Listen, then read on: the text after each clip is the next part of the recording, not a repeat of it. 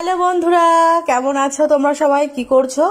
তো দেখো, আমরা তো খুবই ভালো আছি। তো আমরা ঘুরতে বেরিয়ে পড়েছি ঘুরতে। তো আজ আমরা যেখানে এসেছি এটি হচ্ছে সুইডেনের দ্বিতীয় বৃহত্তম শহর। এটির নাম হচ্ছে উপসালা। তো সুইডেনের তো ক্যাপিটাল তো স্টকহোম, আর স্টকহোমের পরেই যে শহরটি সেটা হচ্ছে এটার নাম হচ্ছে উপসালা। তো আমরা থাকি স্টকহোমে। স্টকহোম থেকে উপসালাতে আসতে ট্রেনে করে 1 ঘন্টা। তো এখন যেহেতু বাচ্চার স্কুল ছুটি, ভ্যাকেশন, তো আমরা এই ভ্যাকেশনে এবছরে আমরা এসেছি উপসালাতে। তো আমি সুইডেনে তো অনেক বছরই আছি, কিন্তু এই উপসালা শহরটিতে আসা হয়নি। তো আজ এসেছি। তো দেখো, আর এটি হচ্ছে উপসালা সেন্ট্রাম। সেন্ট্রাম মানে হচ্ছে বড় জাংশন একটা। ঠিক আছে। তো আমরা ট্রেন থেকে নেমেছি, এই জাস্ট নেমে আমরা ঘুরবো, শহরের ভেতরে ঢুকবো। তার আগে একটু কিছু ছবি তুলে নিচ্ছি। তো সেন্ট্রামে কিছু ছবি তুলছি। তো দেখো, আর এই শহরটি কিন্তু খুবই মানে ঐতিহ্যবাহী শহর। কারণ কি, এই শহরে বিভিন্ন দেশের লোক এসে বসবাস করে। এই শহরে আছে উপসালা ইউনিভার্সিটি, সেটি হচ্ছে 100 বছরের পুরানো।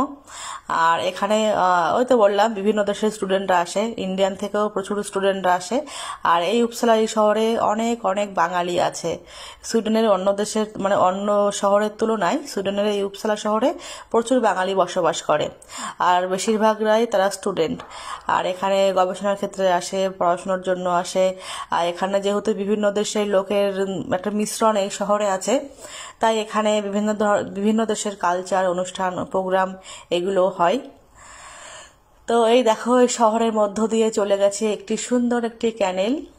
ক্যানেলের উপর দিয়ে গেছে রাস্তা। তো দেখো, কত সুন্দর সবুজে মোড়া, পরিষ্কার পরিচ্ছন্ন একটি শহর। তো আজ যেহেতু ছুটির দিন, আজ স্যাটারডে, তো স্যাটারডে সানডে তো ছুটি, তো এই জন্য রাস্তাঘাট আরো ফাঁকা ফাঁকা লাগছে। তো দারুণ লাগছে। আর এখানে আরো একটি মজার বিষয়, এটা হচ্ছে ক্যানেলের ওই সাইডের জলে একটু পাতালতা পড়ে আছে। আর সেজন্য এই সাইড থেকে দেখো জলটা ফিল্টার হয়ে পুরো পরিষ্কার হয়ে আসছে, যাতে জলে নোংরা না ছড়ায়। তো আর এটি হচ্ছে সুইডেনের উপসালার একটি দুর্গ। এই দুর্গটির বয়স হচ্ছে 500 বছর।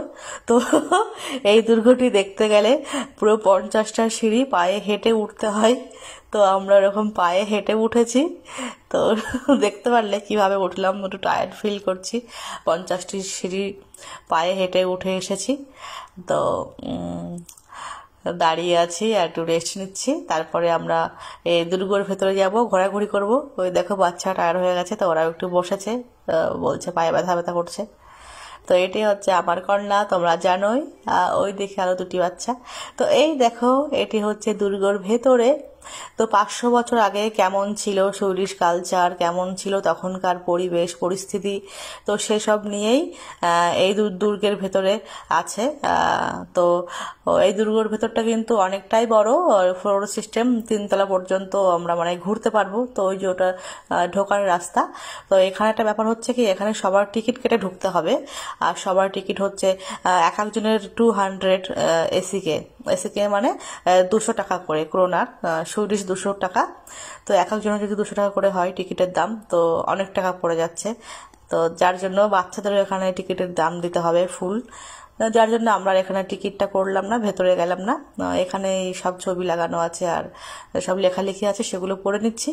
আর এখানে একটা ম্যাম ছিল বসে, ওনার থেকে জেনে নিচ্ছি। তো এটি হচ্ছে দুর্গর উপর থেকে নিচের দিকে শহরটা কেমন দেখতে লাগছে সেটাই দেখছি। তো আমার খুব ভালো লাগছে। তো আমাকে সবাই বলছে কেমন লাগছে, তো আমি আমার এরকম ভাবভঙ্গি দিয়ে বোঝাচ্ছি যে খুবই দারুণ, খুবই সুন্দর। আর সত্যিই খুবই সুন্দর, মানে মনোমুগ্ধকর একটি জায়গা। তো এই দেখো, দুর্গর উপর থেকে, এটা দুর্গর উপরেই আছি এখনো। তো ওই যে এটা একটা ঘন্টা পেছনে, আমার মেয়ের পেছনে যেটা, তো ওটাও 500 বছর পুরানো, পুরো কাঠের ঘন্টাটা দাঁড়িয়ে আছে, তার উপর পুরো কাঠের। তো দেখো, আমারও কত ভালো লাগছে, কত খুশি। আর এমন জায়গায় এসেছি, আর আমরা এমন এমন জায়গাতে ঘোরাঘুরি করি, তো সত্যি মানে মানে ভেতর থেকে মানে খুশি জেগে ওঠে। তো এটা দুর্গার উপর থেকে নেমে এলাম। তো এটা একটি সুন্দর, দেখো এই গাছটি কত সুন্দর লাগছে। তো এখানে দারুণ দারুণ ভিউ আসছে। তো এখানে দাঁড়িয়ে কিছু ফটোশুট করে নিলাম। আর এটি হচ্ছে উপসালা ইউনিভার্সিটির আন্ডারে এটি গার্ডেন, ফুলের বাগান।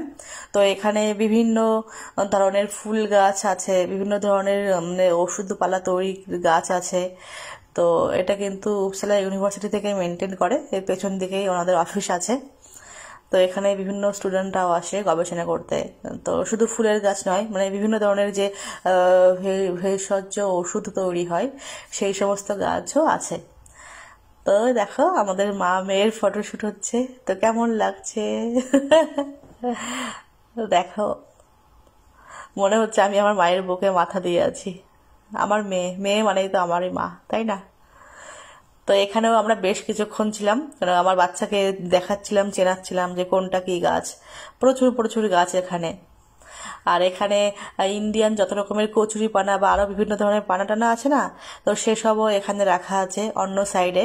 কারণ কি এখানে তো পানা টানা তৈরি হয় না, তো ওগুলো এরকম ইন্ডিয়া বা এরকম ধরনের দেশ থেকে নিয়ে আসে, এনে এগুলো মানে এখানে যত্ন করে রাখা হয়। তো সেটাও আছে, সেসব নিয়েও আসবো পরের ভিডিওতে।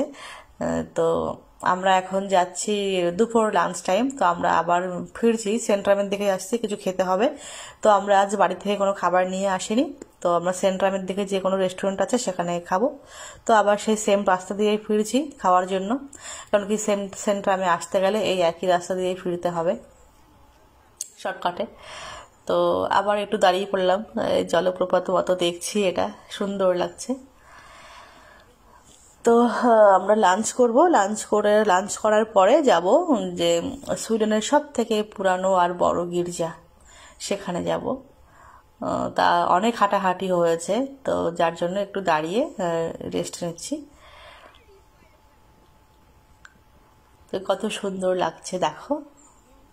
আর বন্ধুরা, তোমরা আমাকে সাপোর্ট করো, তোমরা সাপোর্ট করলে আমারও আরো ভালো লাগবে ভিডিও করতে। তো আমি আমার সংসারের কাজের ফাঁকে ফাঁকে আমি তোমাদের জন্য ভিডিও করি। আমি চাই যে আমার চোখে তোমরা দেখো, বিদেশ সম্পর্কে কিছু তো ধারণা দিতে পারি, তো তোমরা বোঝো। তো তোমরা জানিও আমার ভিডিও তোমাদের কেমন লাগছে। ভালো লাগলে একটি লাইক, কমেন্ট, শেয়ার করে দিও।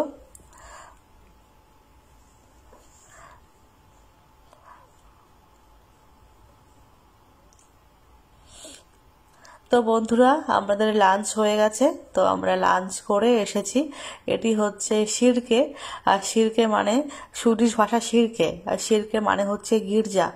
তো এটি শুধু মানে উপসালার নয়, এটি পুরো দেশটারই একটি বড় গির্জা, মানে পুরো সুইডেনের সবচেয়ে বড় গির্জা সেটি হচ্ছে উপসালাতে আছে। তো এটি সেই গির্জা। তো এটা গির্জার প্রধান গেট, মানে ঢোকার এন্ট্রি গেট। আর এই গির্জাটা ভীষণই বড়, বললাম তো সুইডেনের বড় গির্জা। আর এই গির্জার ভেতরে কিন্তু ভীষণ বড় একটি কবরস্থান আছে। তো আমরা গির্জার ভেতরে গিয়েছিলাম। তো গির্জার ভেতরটা কেমন সেই সংক্রান্ত ভিডিও নিয়ে আমি তোমাদের পরের ভিডিওতে দেখাবো পরের ভিডিওতে। তো তোমরা অপেক্ষা করো আর এই ভিডিও দেখো, এনজয় করো। ভালো লাগলে এটি লাইক কমেন্ট করে দিও। বাই বাই বন্ধুরা।